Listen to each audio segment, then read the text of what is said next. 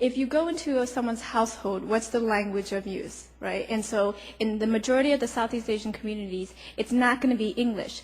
And so think about how we use English in every single aspect of our lives. And so when they can't get information in terms of with school, it's just like the basic stuff like the school system. They don't know what a principal does. They don't know what the role of standardized testing is. They don't know the role of AP classes. Because if you don't know the language, you can't have access to this information. And so the parents are hardworking individuals who go to work and they come home and they expect the school system to be the ones who sort of teach the kids all they need to know. But in the U.S. school system, there's this whole need for this parent-teacher and parent-school collaboration. So there's a certain amount of expectation that the parents need to do some part. And for them, they're like, we are doing our part. We're making sure that they're clothed. We're making sure that they're fed. We're making sure that they have a safe place to be at night. And so they've done their part. And so the linguistic isolation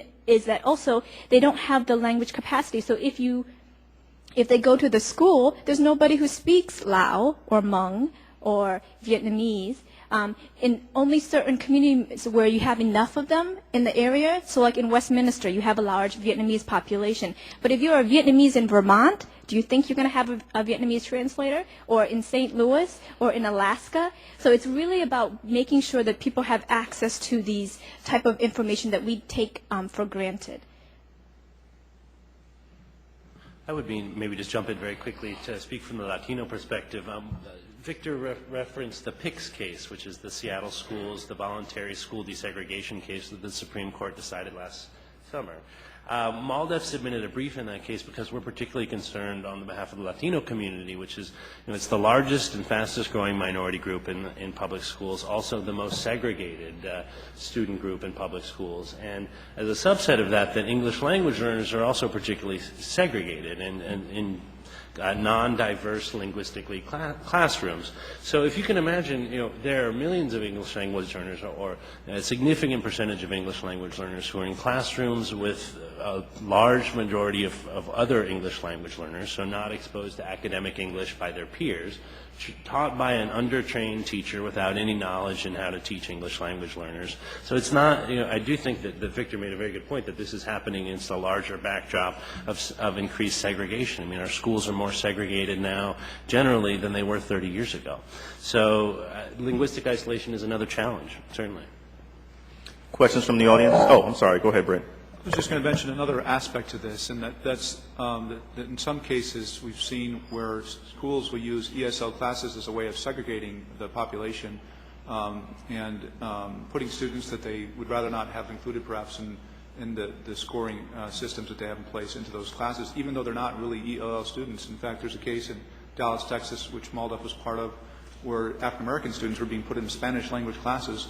And they didn't know a lick of Spanish at all, but the idea was that they were trying to create these, I think they would call them neighborhood schooling classes that were more primarily the white area around the school, and then they had all the Latinos and the African Americans in the ELL classes. So it's something that you have to be careful of, that if we don't test ELL students, for example, but we test the other students, we're actually incentivizing the schools to start taking some of the students that they want to not test and put them into the ELL classes, even though that might not be the best thing for those students. And I think that's something we have to be very careful of when we're looking at the options that are part of the reauthorization here, because if we don't do it right, we can end up creating this perverse incentive to segregate kids in a way that's not helpful to them at all. Okay. Did you want to? Please. Brent mentioned the Head Start and the predecessor to the Head Start program. Well, this issue of linguistic isolation, I mean, there are some legal tools that we found are helpful. For example, there was a Latino kid whose mother did not speak English. The kid was maybe 5 years old in a Head Start program in Toledo, and we used these wonderful Title VI. I know you're going to be sick of me talking about Title VI of the Civil Rights Act, but we used these wonderful Title VI regulations that were regulations from the U.S. Department of Health and Human Services, not from Department of Education, which require Head Start programs to do some work to work against this linguistic isolation. So we filed the complaint, and the program had to provide the bilingual program materials and an interpreter and translator so that the mother, I mean, everyone agrees that parental engagement, parental involvement is important, but in this case, this mother was isolated from this little boy, and he really needed her to be involved in this process. And HHS, the Office of Civil Rights, made that happen. Now, the Head Start program didn't like it, but, you know, tough luck. And so this is like one little success story, but it's a way for us to use some of these tools that are just there for us. Other questions? Sir, right there along the front row. Hi, this question is for any of the panelists. The question is, are there any language programs that target parents which serve as a complement to the programs geared toward children? And there are many reasons why I asked this question, and one of the reasons specifically is from my own experience growing up as an Egyptian American. One of the most vigorous debates my parents had, and what led to many arguments between them, was whether or not they would speak Arabic to me in the household. And while they didn't mention it outright, I suspect that one of the reasons why this was a debate for them was that they themselves were afraid to admit that they didn't even know enough English to not speak Arabic to me in the household. And tell us your name again, sir. Kenny. Ken. El Comos. Thank you. That's a tremendous question. I think we focused very much on No Child Left Behind, which is K-12 or even more sort of 3 to 8.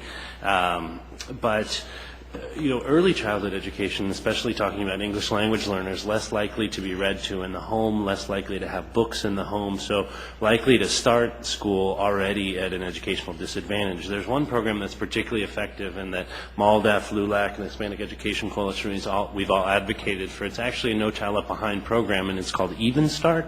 And that is a family literacy program that brings parents and children together in these literacy centers. And it's instruction that can happen either in English or in the native language, and it's really trying to bring the parent in as a partner in literacy for the child. It's been particularly effective. It serves very low-income parents, but it's also been zero funded in the Bush administration's budget for the last 5 years.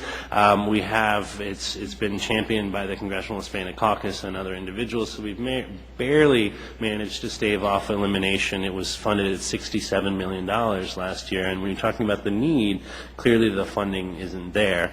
I would also point out, sort of in a distinct vein, adult ESL classes. MALDEF is currently working on an English and integration package because the English-only movement is very strong, and there are people who declare that everyone must speak English, and yet people who want to learn English and are signed up for adult ESL classes often have to wait years because of the limited funding, because they're oversubscribed. And so I think we need to do both something to help parents engage in literacy activities with the children, but then also independent of that, adult ESL, there's a crisis there as well.